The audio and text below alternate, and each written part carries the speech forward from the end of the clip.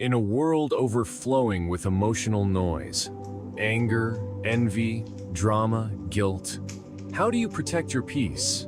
The Stoics had a clear answer. Don't get dragged into storms that aren't yours. They believe that your inner life is your sacred ground, and it must not be handed over to others, especially to those who are ruled by their passions. As Marcus Aurelius wrote, "You don't have to turn this into something. It doesn't have to upset you." His point? You are not obligated to absorb what others project. Every day, we encounter people overwhelmed by their own emotional chaos. Some lash out, some manipulate with guilt, others constantly seek validation. If you're not careful, their emotions become your burden, hijacking your clarity and consuming your focus. Stoicism offers a path not of cold detachment, but of conscious boundaries. You can be present without being pulled in. You can care without carrying. And you can remain steady, even when the people around you are unraveling. 1. Realizing that their emotions are not your responsibility. One of the most liberating truths we can internalize is this: you are not responsible for how others feel.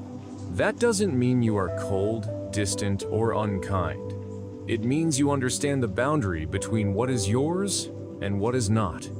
And in a world where emotions are often projected, transferred, and absorbed unconsciously, this clarity is essential. The Stoics emphasize the distinction between what is within our control and what is not. How someone else reacts, feels, or chooses to carry their emotions is firmly in the realm of what is not in your control. Epictetus said, "If someone is angry with you, it is their judgment, not your own. You cannot own what was never yours." Too often, we find ourselves pulled into emotional whirlpools created by others. We try to soothe their rage, fix their sadness, or absorb their stress in the name of compassion. But when empathy becomes entanglement, we lose ourselves. We begin to shape our peace around their storm, and that is no way to live. This is not a call to apathy. Stoicism is not about building walls. It's about building inner strength. You can be fully present, fully kind, fully human, without carrying someone else's emotional burden as if it were your own. You can say, "I see your pain, but I don't need to become it." That space between observation and absorption is your freedom. Being emotionally intelligent does not mean becoming emotionally enmeshed. You can support a loved one without drowning in their sorrow. You can be around someone angry without letting that anger poison your mood. You can hold space for someone's feelings and still hold fast to your own. It all begins with awareness. The moment you notice yourself reacting to someone else's emotions as if they were your own, take a breath. Ask yourself, is this mine to carry? Most of the time, it's not. Most of the time, your only true task is to return to yourself. Imagine standing in front of a mirror. You see someone else behind you, upset or overwhelmed. But when you look at your own face, you realize, their storm is not inside me unless I choose to let it in. Reflection. Peace begins with boundaries. The next time someone's emotions try to enter your inner space, remember this: you can care deeply without carrying what isn't yours. Let their feelings pass like clouds in the sky, noticed, respected, but not held. 2. Training yourself to stay neutral when listening to complaints. Complaining is a universal language. Everyone does it, from strangers at the coffee shop to close friends at midnight. Life is hard, unfair, unpredictable, and many seek relief by voicing their frustrations. While there's nothing inherently wrong with expressing discontent, the danger lies in how easily we absorb that discontent, letting it take root in our own minds. Stoicism teaches us not just to regulate our own emotions, but to maintain inner stability when facing the emotions of others. When someone complains, they are often projecting their judgments and interpretations, not objective reality. Marcus Aurelius warned, "You always own the option of having no opinion." That advice may sound cold, but in reality it's free. When someone is venting, it's natural to want to empathize, agree, or solve the problem. But jumping into their emotional current too quickly can pull you under.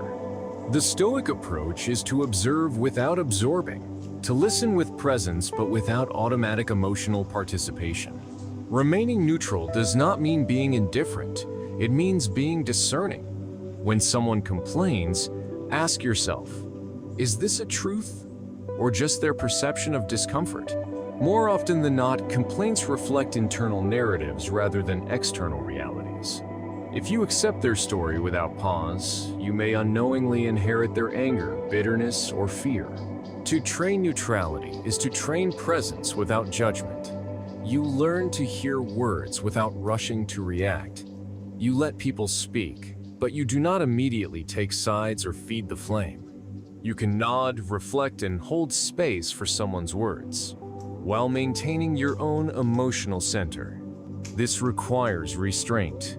It demands you resist the impulse to echo every complaint, to add fuel to fires that are not yours. The Stoics would suggest instead to ask gentle questions. What part of this is within your control? Or what response would bring peace rather than more unrest? By guiding the conversation subtly, you redirect it toward reason without confrontation. And here's the unexpected beauty.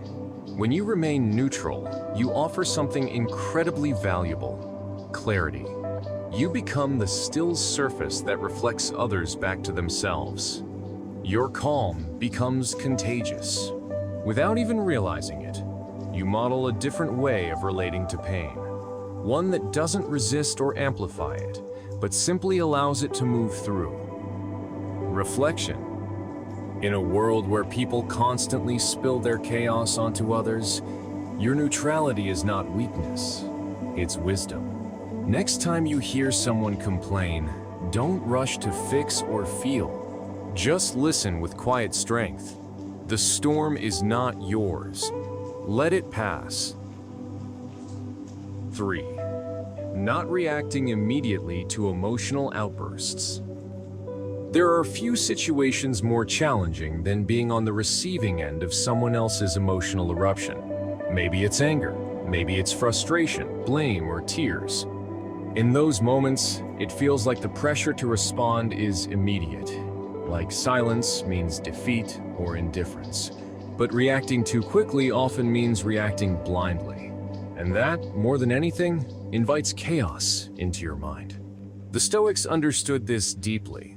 They trained themselves not only to govern their own emotions, but to resist being thrown off course by the tempests of others. Epictetus said, "It's not what happens to you, but how you react to it that matters." This also applies to how we respond to what happens around us, especially the emotional outbursts of others. When someone lashes out, their mind is not at peace. They are speaking from a place of inner turmoil, not clarity. If we match their emotional intensity with our own, we double the confusion. But if we can remain still, internally composed and externally calm, we become the grounding force the moment desperately needs. Not reacting doesn't mean you're weak or passive. It means you're anchored. You allow the wave to crash, knowing it will pass. You choose to delay your reaction, even if it's just for a few seconds, to reclaim your ability to respond wisely rather than impulsively. Here's a practice. When confronted by an emotional outburst, breathe before you speak. Notice your body's instinct to tense up or defend itself. Recognize the emotional urge to strike back, to correct, to match tone for tone. Then, intentionally do nothing for a moment. That pause is sacred. It is where your self-mastery lives. Often, the first reaction is the least rational. Anger invites more anger, but a composed silence disarms. The Stoics believed we should not allow ourselves to become tools of others' unexamined emotions. We must resist becoming mirrors of their chaos. Instead, become the mirror of calm, one that reflects but does not distort. Let people express themselves. Let them rage, complain, or crumble if they must. But do not feel obligated to match their energy. Your peace is not a reaction, it is a decision. Reflection. Emotional storms are temporary, but the damage from impulsive reactions can last much longer. When someone bursts with emotion, don't give them your peace as a gift they haven't asked for. Hold it, guard it, protect it, because it is yours. Respond later, not louder. 4. Focus on what you can control. When emotions run high around us, whether from arguments, passive-aggressive behavior, or intense negativity, it's easy to feel overwhelmed, even hijacked by the emotional atmosphere. Our instinct is to fix, to respond, to defend, or to rescue. But Stoicism offers a powerful lens through which we can regain our composure. The practice of focusing only on what lies within our control. This principle is foundational. Epictetus, one of the most respected Stoic thinkers, began his Enchiridion with this piercing truth. Some things are up to us, and some things are not. That division between what we can influence and what we cannot is the cornerstone of emotional resilience. You cannot control how others speak, react, judge, or emote. You cannot control the weight of their trauma, their worldview, or their desire to vent. But what you can control is your presence, your attention, your breath, your response. You are the guardian of your inner state. That is sacred territory. By constantly reminding yourself of what's within your grasp, you shrink the size of the battlefield. You stop fighting unnecessary wars in your head, trying to rewrite someone else's story, or take responsibility for moods that aren't yours. Focusing on your sphere of control helps you filter what truly deserves your energy and what is merely emotional noise. In practice, this means creating mental boundaries. You listen, but you don't internalize. You observe, but you don't personalize. You hear criticism, but you evaluate whether it is true, not whether it hurts. Your reaction becomes a choice, not a reflex. This also cultivates compassion without burnout. When you stop trying to control the uncontrollable, like someone else's emotional spiral, you begin to show up for people in healthier ways. You can be supportive without being absorbed, loving without being lost, helpful without becoming hollowed out. Focusing on what you can control brings clarity. It's like turning off static and finally hearing your own voice again. In that silence, the mind can breathe. And from that breath, strength returns. Reflection. Let go of what doesn't belong to you. Someone else's emotions, opinions, and reactions are not your burdens to carry. The moment you shift your focus inward, toward your choices, your character, your breath, you reclaim your power, and in that quiet sovereignty, you find peace. 5. Observe without becoming emotionally involved. One of the most liberating skills in the Stoic toolbox is the ability to observe life and people without becoming emotionally entangled. This isn't about detachment in the cold, heartless sense. It's about emotional clarity, the capacity to remain grounded in the midst of emotional turbulence, especially when the storm isn't yours. The world is full of emotional signals. People project stress, anger, insecurity, and joy without even realizing it. When you're in the same room, same conversation, or same digital space as someone who's highly reactive, there's a natural pull to join in, to mirror their energy, to feel what they feel. This is empathy in its raw form, but when untrained, it can become emotional absorption. Stoicism invites us to take a step back, not out of apathy, but out of wisdom. Marcus Aurelius, the philosopher emperor, wrote, "You don't have to turn this into something. It doesn't have to upset you." He was reminding himself and us that just because something is visible doesn't mean it must be internalized. Imagine emotions like waves at sea.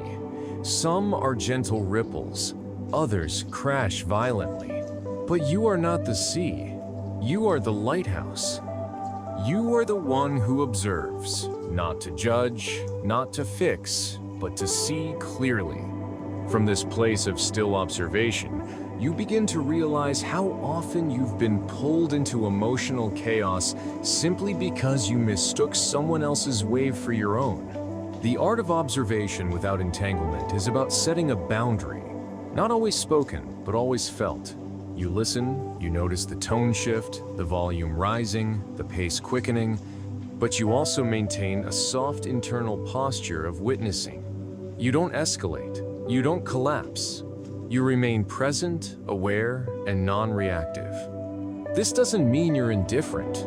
In fact, true compassion arises when you're not drowning in someone else's emotional waters. You can hold space for them without getting swept away. You become the calm in their storm, not another gust of wind feeding it.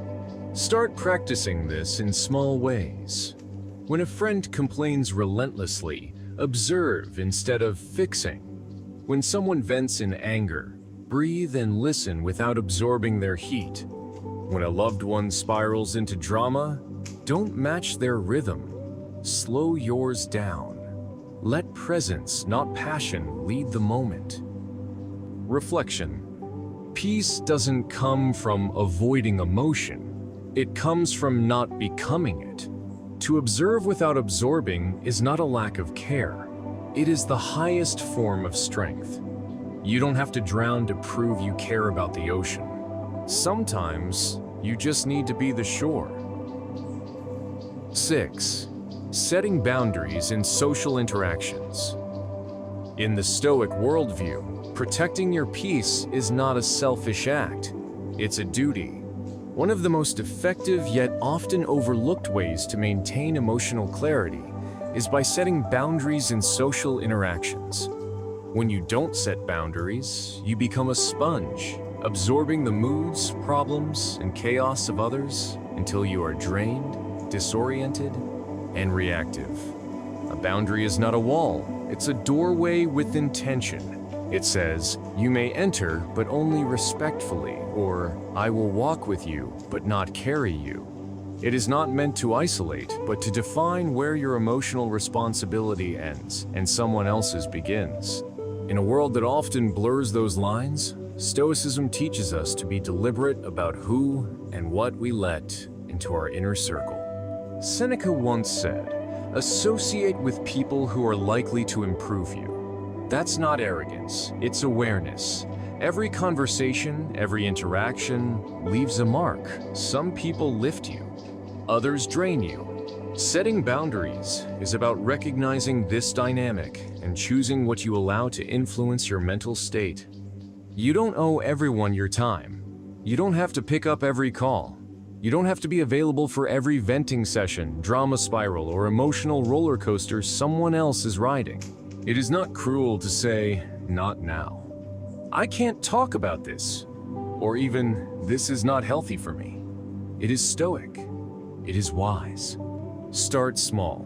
Notice which interactions leave you feeling heavy, anxious, or off balance. These are signals. Pay attention to how people speak to you. Are they respectful? Are they emotionally aware? Do they seek balance or just unload? Based on these observations, begin defining limits. It may feel uncomfortable at first, especially if you've been taught to be endlessly available or nice. But true kindness respects both yourself and others, and it begins with clarity. Boundaries are also about how you engage. You can be polite but firm, compassionate but discerning, present but not permissive. You can say, "I care about you, but I can't carry this right now," or "I'll support you, but not at the cost of my mental clarity." Stoic boundaries aren't rigid. They are flexible but intentional. They are formed not out of fear or ego, but out of a deep desire to protect what matters most: your mind, your virtue, and your peace. Reflection. Not everything deserves your energy, and not everyone has earned access to your inner life. Boundaries are not about pushing people away. They're about keeping your soul in alignment. A wise person knows. Saying no to chaos is saying yes to clarity. 7.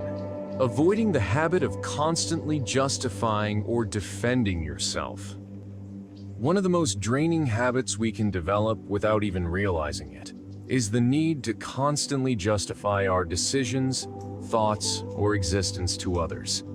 In a world where everyone has an opinion, there's a growing pressure to explain ourselves endlessly. Why we didn't respond to a message, why we set a boundary, why we didn't attend an event, why we chose a certain lifestyle.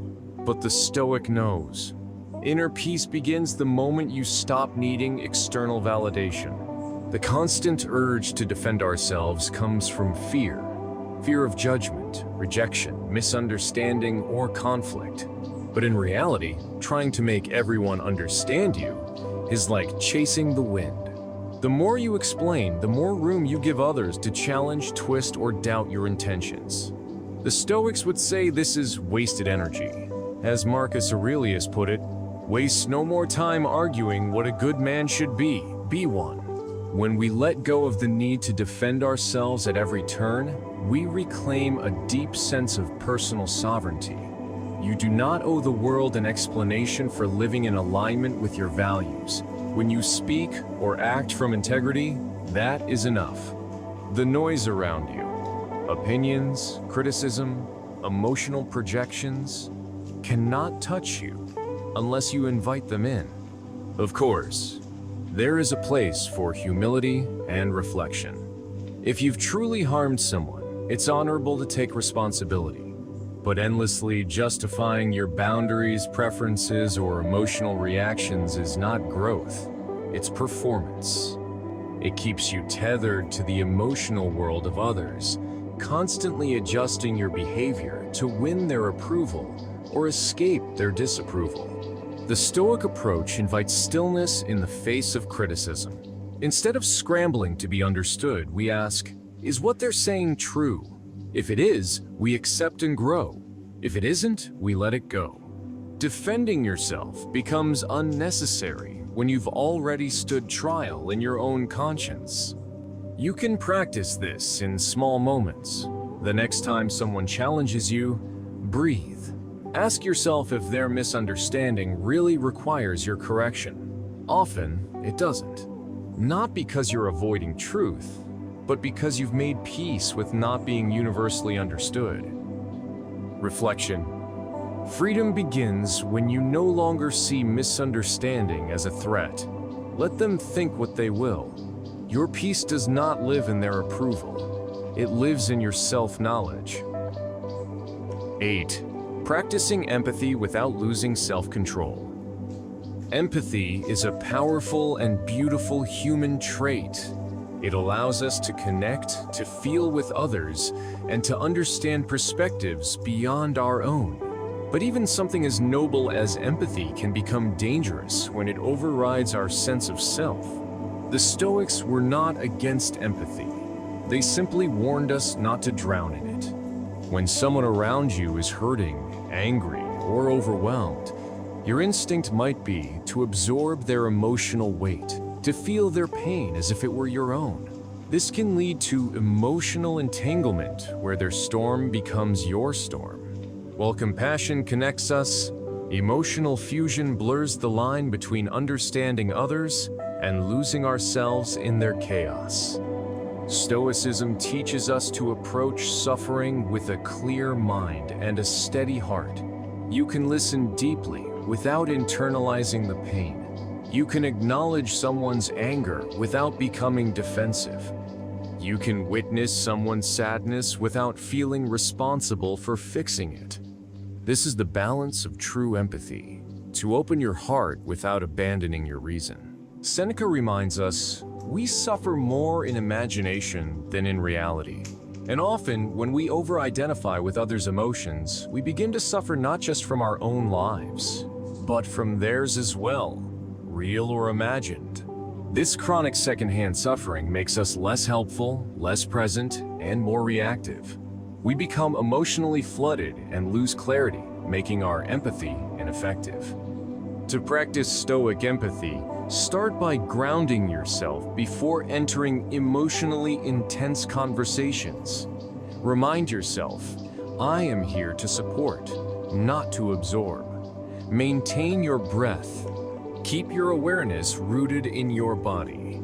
Don't rush to solve their problems. Instead, offer your full, calm presence. Empathy is not about fixing or absorbing. It's about witnessing. And witnessing requires emotional stability.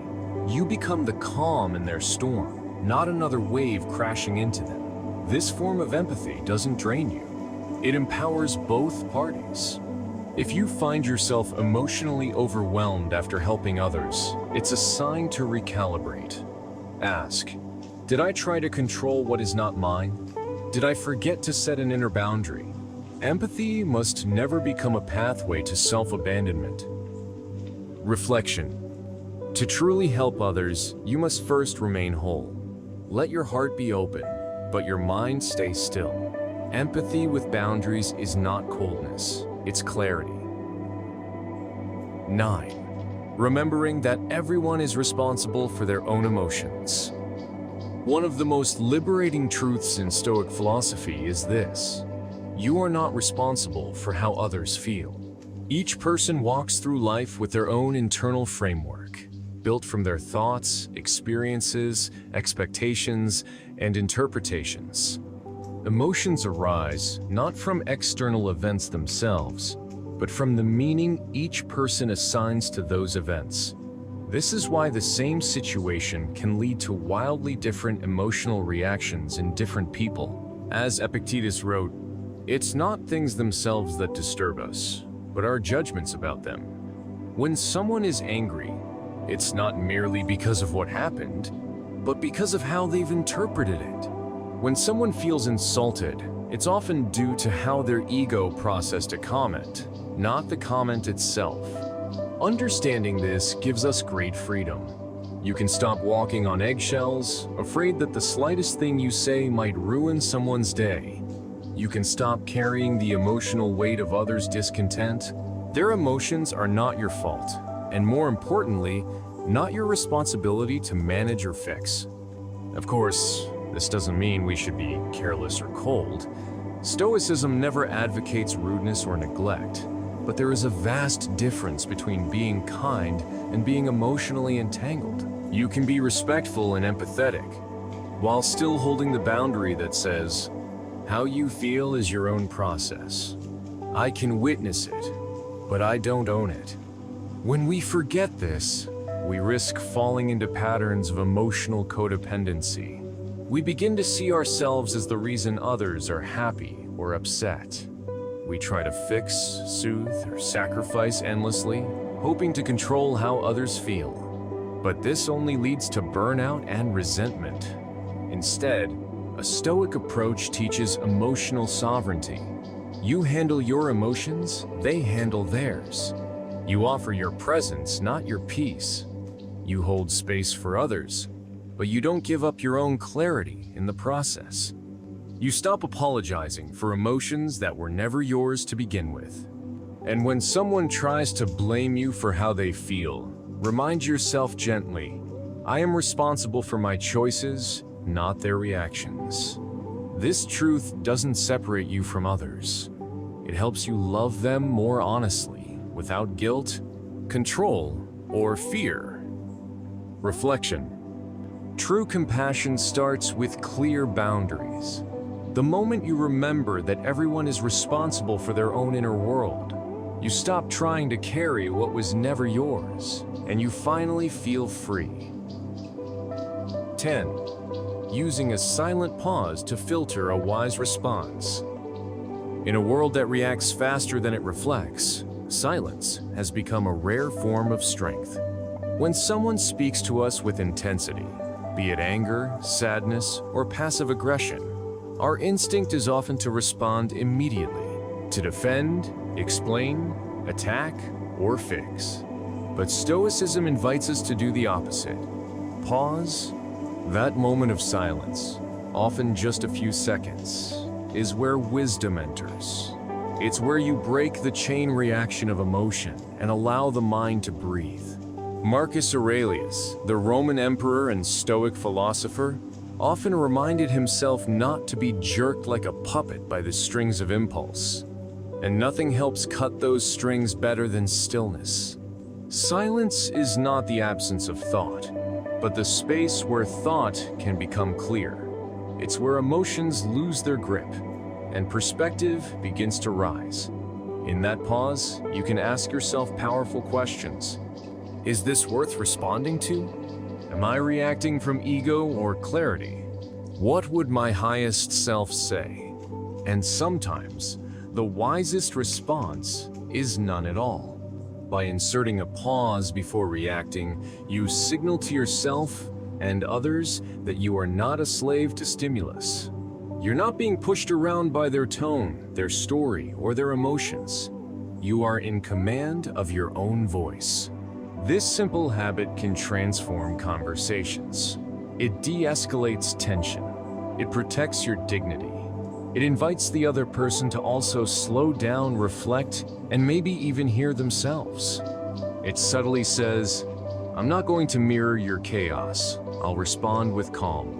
This doesn't mean being cold or emotionally detached. Silence can still carry presence, compassion, and strength. It's the pause that gives your words depth and your decisions weight. Just like a skilled musician knows that silence between notes creates rhythm, a wise human knows that pauses in speech create meaning. Practice this with intention. When the conversation heats up, pause. When you're emotionally charged, pause. When you feel pushed to say something fast, pause. In this silence, you're not suppressing emotion, you're tempering it with reason. The Stoics believed that true power was internal. A person who pauses has not lost their voice. They have sharpened it. Reflection. Silence is not your weakness. It is your wisdom. In a world that demands instant reactions, your pause is a rebellion, and your clearest thoughts will rise from it. Staying centered in a world of emotional turbulence is not selfish. It's wise. The Stoic doesn't numb themselves to others, but they also don't allow themselves to be ruled by the moods and manipulations of the crowd. These 10 strategies are tools, not for isolation, but for freedom. Freedom from being emotionally yanked in every direction. Freedom to respond, not react. Ultimately, the Stoic understands this simple truth. You are responsible for your own mind, no one else's. When you protect your peace, you think clearer, act wiser, and live truer. Don't let your inner weather be controlled by external storms. Let your calm be unshakable, not because you avoid others, but because you've anchored yourself deeply within.